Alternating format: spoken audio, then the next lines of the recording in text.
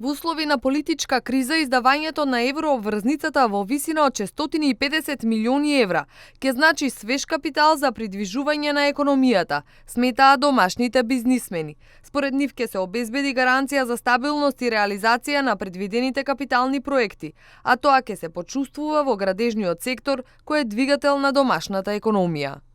Секоја нова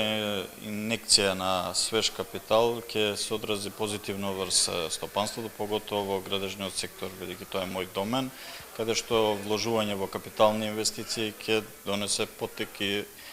раст за во иднина. Експертите кои ги консултиравме на оваа тема истакнаа дека на овој начин ќе се влијае на макроекономската стабилност на подолг рок, токму во време на политичка криза, ќе се поттикне економскиот раст и развој и економската активност, а ќе се намали и задолжувањето на домашниот пазар, со што ќе се зголеми сумата за кредитирање и инвестиции кај домашните фирми. Вообичаено е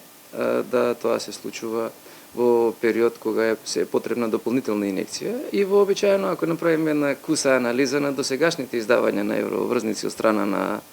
надлежните институции во нашата држава, се случува некаде кон средината на годината, односно во втората половина на годината, бидејќи се појавуваат определени дебаланси или неравномерности во динамиката на остварување на приливите и одливите, како во деловните трговските односи со странство, така и во рамките на извршувањето или реализирањето на буџетските издатоци во рамки на проектираните на почетокот на годината. На владина седница веќе е донесена одлуката за издавање на петтата еврообврзница во висина од 650 милиони евра. Ке се реализира годинава, а ке се враќа во период од 10 години. Парите ке се искористат за покривање на буџетскиот дефицит оваа и наредната година, а ке се рефинансираат и старите долгови.